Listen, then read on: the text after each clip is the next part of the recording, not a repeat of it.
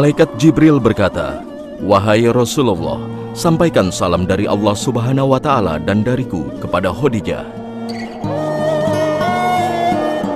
Dan beritahukanlah dia bahwa rumahnya di surga terbuat dari mutiara.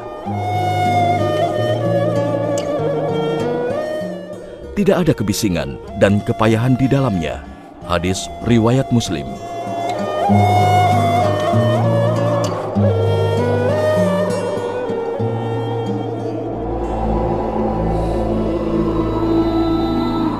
Inilah kemuliaan Khadijah, istri tercinta Rasulullah Sallallahu Alaihi Wasallam.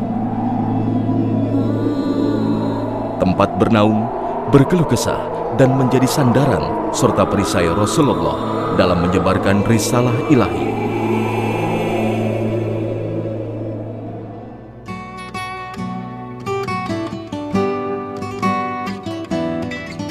Ummul Mukminin Khadijah binti Khuwailid adalah sosok wanita yang luar biasa, cantik, cerdas, kaya, tawadu, dan selalu memberikan rasa cinta dan kasih sayang.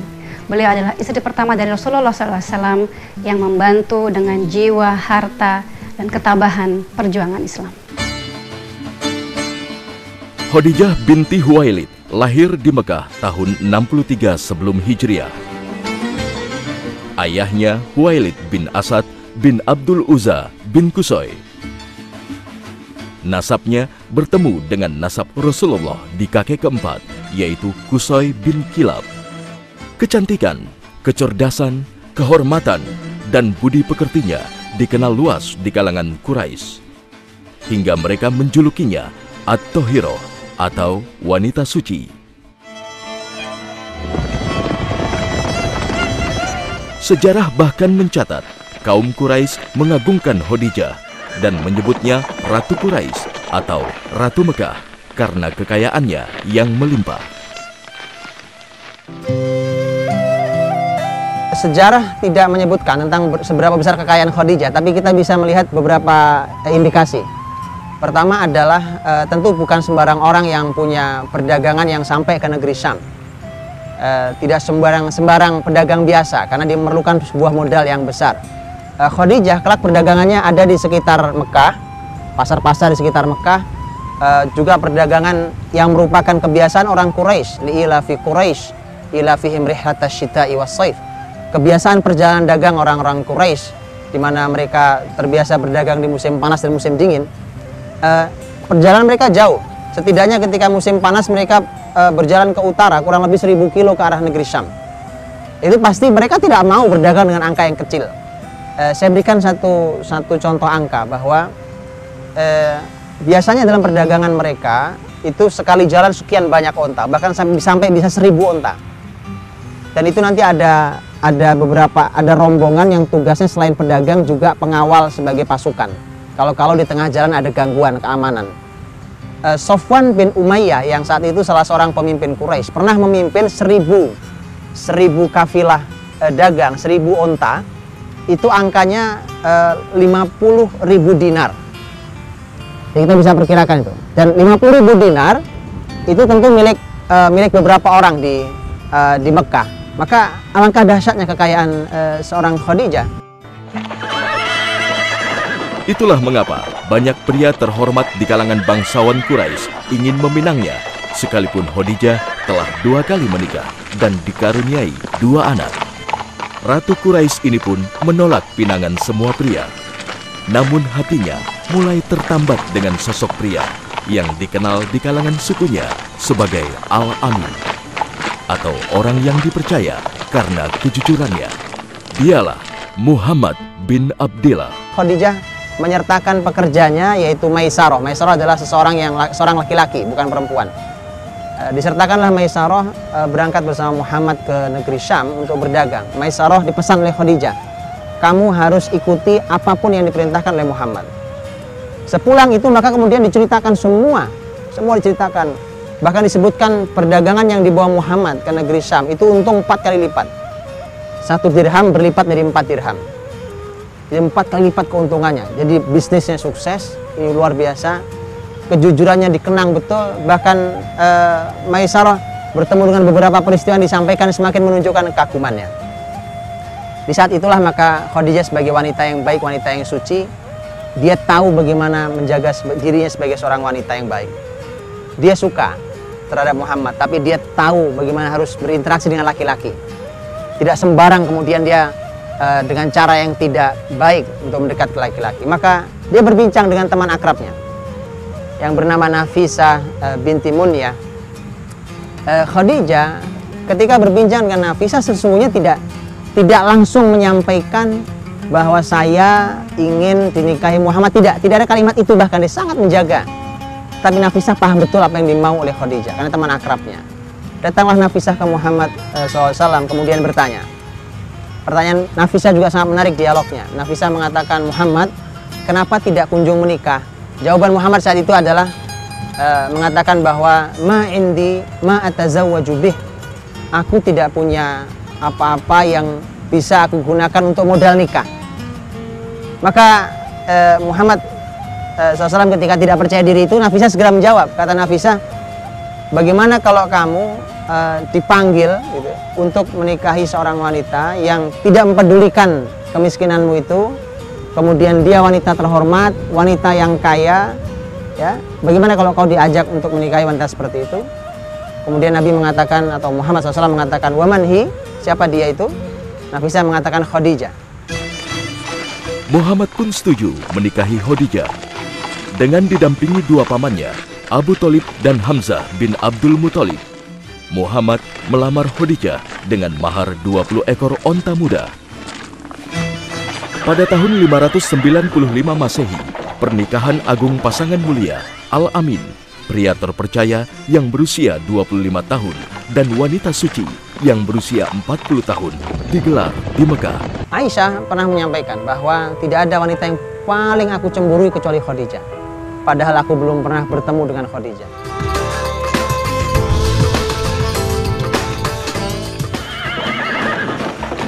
Perbedaan usia yang terpaut cukup jauh dan harta kekayaan yang tidak sepadan di antara pasangan mulia ini tidaklah menjadi masalah.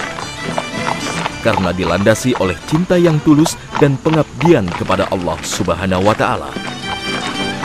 Sehingga keberkahan selalu mengiringi pasangan mulia ini. Pernikahan adalah dua pertemuan manusia yang tidak sempurna dan masih dalam proses tumbuh dan berkembang. Termasuk pernikahan Rasulullah dengan Ummu Khadijah. Kita bisa ambil pelajaran walaupun kita seorang wanita kaya, cerdas, tapi tidak membuat kita menjadi seorang yang sombong, tinggi hati, dan merasa paling benar sendiri. Dari pernikahan inilah Allah memberikan anugerah 6 orang anak, 2 laki-laki, Al-Qasim dan Abdullah, dan 4 perempuan, Zainab, Ruqayyah, Ummu Kulsum, dan Fatimah Az-Zahra. Sejak menjadi pendamping Muhammad bin Abdillah, Khadijah menunjukkan keteladanan bakti seorang istri terhadap suami tercinta. Perhatiannya tak pernah luntur meski sang suami sering meninggalkan dirinya. Berhalwat menyendiri di Gua Hiro, kebiasaan yang berakhir dengan peristiwa maha dahsyat yang terjadi pada tahun 622 Masehi. Di usianya yang ke-40, Muhammad menerima wahyu pertama yang sekaligus menandai diangkatnya Muhammad sebagai utusan Allah. Disinilah peran Khadijah benar-benar menjadi tumpuan sang suami. Saat Muhammad tidak menduga tentu, tiba-tiba datang sesosok orang yang kemudian mendekap dan mengatakan, Iqra ya Muhammad, Iqra ya Muhammad. Begitu selesai Muhammad pergi dari Gua Hiro itu, dan kemudian dia merasakan begitu ketakutan sampai gemetar. Disinilah kemudian muncul peran istimewa seorang Khadijah. Juga lagi-lagi pelajaran buat setiap muslimah, terutama buat setiap istri yang baik. Begitu suaminya panik pulang ke rumah dalam keadaan ketakutan, bahkan tidak bisa disembunyikan kepanikannya pada gemetar badan seorang Muhammad. Maka kemudian Muhammad mengatakan, Zammiluni, Zammiluni, selimuti aku, selimuti aku. Khadijah menyelimutinya. Ini langkah pertama. Karena yang perlu ditenangkan pertama adalah fisiknya. Karena jelas gemetar. Diselimuti, ditenangkan, didampingi oleh Khadijah. Kemudian Khadijah mulai bertanya, ada apa? Ada apa suamiku? Mulailah bercerita tentang kejadian yang terjadi di Gua Hiro. Khadijah segera mengeluarkan sebuah kalimat. Dan ini adalah langkah kedua yang sangat menarik. untuk kembali lebih menenangkan lagi. Khadijah mengatakan, kalla la yukhzikallahu abada. Demi Allah tidak mungkin Allah akan membuat menjadi sengsara. Ini pasti bukan sebuah kesengsaraan, ini pasti bukan penyia-nyiaan Allah kepadamu. Kalla la yukhzikallahu abada. Kenapa begitu? Khadijah meyakinkan, alasannya ada. Kenapa Allah tidak mungkin menyia-nyiakan dirimu? Innaka latasilur rahim. Karena engkau, wahai suamiku, orang yang rajin silaturahim. Ini amal mulia. Kemudian dia mengatakan wa tahmilul kal. Engkau adalah orang yang siap untuk menanggung beban. Orang bertanggung jawab sekali. Wa tuqrid dhaif. Engkau orang yang sangat memuliakan tamu. Wa tu'inu ala nawaibil haq. Dan engkau adalah orang yang membantu orang-orang yang kesulitan. Semua kebaikan ini pasti engkau adalah orang yang tidak disia-siakan dengan peristiwa itu. Itu yang kedua. Barulah kemudian yang ketiga, ketika sudah semakin tenang, Khadijah tahu kemana harus bertanya. Khadijah mengatakan, nanti kalau sudah lebih tenang kita akan pergi ke sepupu saya yang bernama Warokoh bin Naufal. Warokoh bin Naufal adalah satu dari hanya beberapa orang Arab yang mengerti Alkitab. Warokoh bin Naufal ketika didatangi, Muhammad bercerita, Khadijah menyampaikan, inilah cerita saudaramu. Maka Warokoh menyampaikan bahwa yang datang kepadamu adalah An-Namus alladzi jaa ila Musa. Ini adalah Jibril yang pernah datang kepada Musa. Pada fase ini, Khadijah tak lagi hanya menjadi seorang istri dan ibu dari anak-anaknya. Tak hanya mendampingi seorang suami, kini Khadijah juga menjadi pendamping seorang utusan Allah. Dialah yang memberi ketenangan kepada sang suami saat Rasul dihujat dan diperlakukan kasar oleh kaumnya. وسببا شقاقا في قريش كلها لسوف نقتله. Khadijah selalu ada setiap Rasulullah mendapat kesulitan. Harta dan jiwanya diperuntukkan bagi dakwah Rasulullah. Itulah mengapa Rasul begitu mencintai Khadijah, bahkan sampai Khadijah tiada. Aisyah radhiyallahu anha, salah seorang istri Nabi yang nanti dinikahi Nabi setelah Khadijah wafat. Rasul tidak menikah dengan wanita manapun saat Khadijah masih hidup. Aisyah pernah menyampaikan bahwa tidak ada wanita yang paling aku cemburui kecuali Khadijah. Padahal aku belum pernah bertemu dengan Khadijah. Ini menjadi sangat unik. Kok bisa dia cemburu padahal dia belum pernah bertemu? Ya, karena Nabi SAW sangat sering menyebut Khadijah. Dan lebih dari itu, bahkan Khadijah sudah wafat. Lebih dari itu, bahkan teman-teman Khadijah yang dulu bersama Khadijah itu masih terus dimuliakan. Nabi tidak motong kambing, kecuali pasti Nabi mengatakan, kirimkan daging ini ke wanita itu. Kemudian bertanya, ya Rasulullah, siapa wanita itu? Rasul mengatakan, dia dulu adalah temannya Khadijah. Tidak ada kecintaan setulus kecintaan Rasul pada Khadijah. Inilah cinta sesungguhnya itu. Bahkan Khadijah sudah meninggal. Suatu hari Aisyah muncul rasa cemburunya, kemudian mengeluarkan sebuah kalimat radhiyallahu anha. Ini adalah sisi yang sangat manusiawi dari seorang wanita.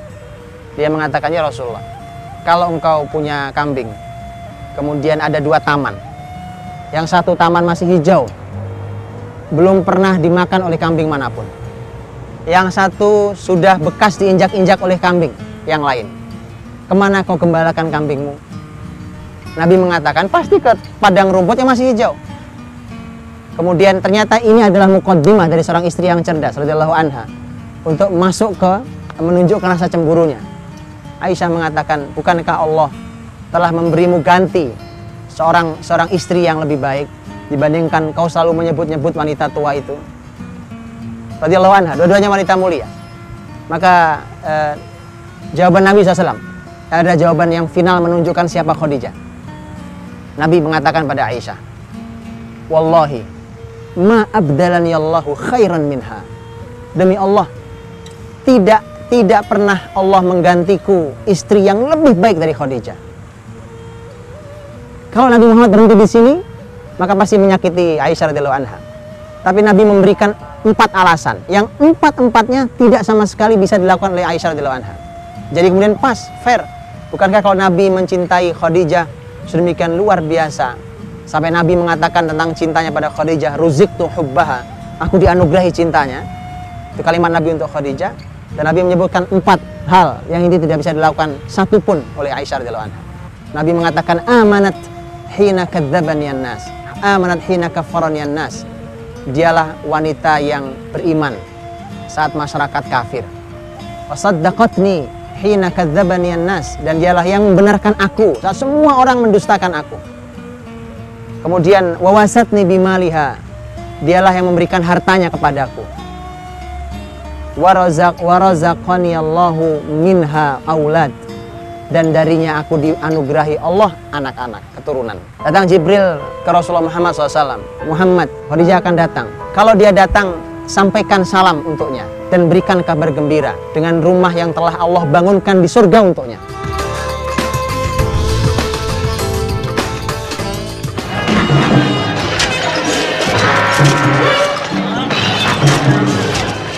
Pada tahun 616 Masehi, Rasul dan kaum muslimin diboikot kaum Quraisy. Hal ini dilakukan setelah kaum musyrik Quraisy selalu gagal menghentikan dakwah Rasulullah.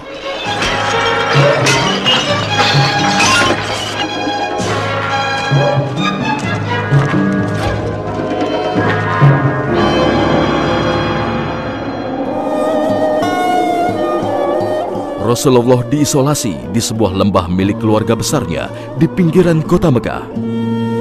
Segala bentuk komunikasi, transportasi, dan keperluan sehari-hari dihentikan. Ini berlangsung hingga 3 tahun. Ummu Khadijah menikah dengan Rasulullah jauh sebelum Rasulullah diangkat menjadi seorang nabi. Jadi beliau melewati hari-hari yang indah, hari-hari yang penuh kemesraan, tapi juga melewati hari-hari yang berat. Kita sebagai istri bisa mengambil pelajaran. Artinya kita mampu, harus bisa mengambil pelajaran menjadi istri yang setia, yang mencintai suami apa adanya, menerima segala kelebihan dan berdamai dengan kekurangan, dan mampu memberikan ketabahan, rasa cinta dan kasih sayang, berpihak kepada suami ketika suami kita benar dalam jalannya. Khadijah yang sebelumnya kaya raya dengan tegar mendampingi sang suami menjalani rintangan dakwah yang keji ini. Namun begitu, kondisi kesehatannya mulai menurun. Hingga pada tahun 916 Masehi, setelah pemboikotan dihentikan, Khadijah jatuh sakit dan akhirnya meninggal dunia di usia 60 tahun. Inilah peristiwa yang mengguncang diri Rasulullah Shallallahu Alaihi Wasallam. Khadijah radhiyallahu anha menemani Rasulullah SAW sejak diangkat. Jadi Nabi berumah tangga dengan Khadijah kurang lebih hampir 25 tahun lamanya. 25 tahun bersama, 25 tahun membesarkan putra-putri. Kemudian dari 25 tahun itu 10 tahunnya adalah hari yang istimewa, yaitu waktu-waktu yang istimewa karena Khadijah menemani risalah Muhammad SAW, menemani Muhammad saat beliau jadi Rasul selama 10 tahun. Pada tahun 10 kenabian, artinya Muhammad di Mekah dan beliau menjadi Nabi selama 10 tahun. Saat itu bulan Ramadan. Sejarah menyebutkan setelah kurang lebih 3 bulan atau 2 bulan sejak wafatnya Abu Thalib. Pada tahun yang sama, karena Abu Thalib meninggal bulan Rajab, sementara Khadijah meninggal bulan Ramadan, tahun 10 kenabian. Saat itulah kemudian Rasulullah Shallallahu Alaihi Wasallam begitu sedih karena harus ditinggal oleh istri yang begitu setia, istri yang disayanginya, istri yang begitu berjasa dalam kehidupan sang suami. Khadijah meninggal dengan saat itu sampai sejarah di sebagian sejarah Islam disebut sebagai Amul Huzni, sebagai tahun kesedihan Nabi Shallallahu Alaihi Wasallam. Khadijah radhiyallahu anha dimakamkan di pemakaman Ma'la. Pemakaman Ma'la itu kalau kita melihat di Mekah itu ada Safa, ada Marwa, maka dari arah Marwa kita terus berjalan lurus, kita akan bertemu dengan makam Ma'la namanya. hari ini disebut pemakaman Ma'la itu di dalamnya ada kotak gitu, yang itu adalah makam Khadijah radhiyallahu anha. Satu kotak itu ada dua kotak lagi di dalamnya, satu agak besar, satu agak kecil. Disebutkan bahwa yang besarnya adalah makam Khadijah radhiyallahu anha dan yang kecil adalah makam Al-Qasim, putra pertamanya yang meninggal. Khadijah merupakan nikmat Allah yang sangat besar bagi Rasulullah Sallallahu Alaihi Wasallam. Selama seperempat abad setia mendampingi Nabi dan dakwahnya dengan segenap jiwa dan harta. Pengabdian dan pengorbanannya yang agung menempatkan dirinya sebagai wanita paling mulia di dunia hingga menjadi perbincangan di langit. Rasulullah Shallallahu Alaihi Wasallam pernah menyampaikan tentang 4 wanita terbaik di muka bumi ini, juga 4 wanita terbaik di surga sana. Ada 2 riwayat. Yang pertama, Nabi mengatakan bahwa khair nisa ahlil jannah, wanita terbaik di surga nanti. Itu ada 4. Tapi dalam riwayat lain kalimat Nabi adalah khair nisa ahlid dunya, atau khair nisa'id dunya, wanita terbaik di dunia ini. Artinya bahwa ini adalah wanita pilihan baik di dunia ataupun nanti saat di surga. 4 wanita itu adalah Khadijah binti Khuwailid radhiyallahu anha, istri Nabi sallallahu alaihi wasallam. Fatimah binti Muhammad, Fatimah Az-Zahra, putri Nabi sallallahu alaihi wasallam, istri Ali bin Abi Thalib radhiyallahu anhu. Kemudian yang ketiga, Maryam ibnatu Imran, Maryam putrinya Imran, wa Asiyah binti Muzahim imra'atu Fir'aun, Asiyah binti Muzahim, istrinya Fir'aun. Ini 4 wanita yang sangat mulia, yang oleh Nabi disebut inilah 4 wanita terbaik di dunia dan juga nanti di surga. Salah satunya adalah Khadijah radhiyallahu anha, istri Nabi sallallahu alaihi wasallam. Suatu saat datang Jibril. Datang Jibril ke Rasulullah Muhammad SAW. Kemudian datang ke Muhammad dan mengatakan, Muhammad, sebentar lagi Khadijah akan datang, karena Jibril tentu tahu Khadijah akan datang. Kalau dia datang, sampaikan salam untuknya dan berikan kabar gembira dengan rumah yang telah Allah bangunkan di surga untuknya. Radhiyallahu anha.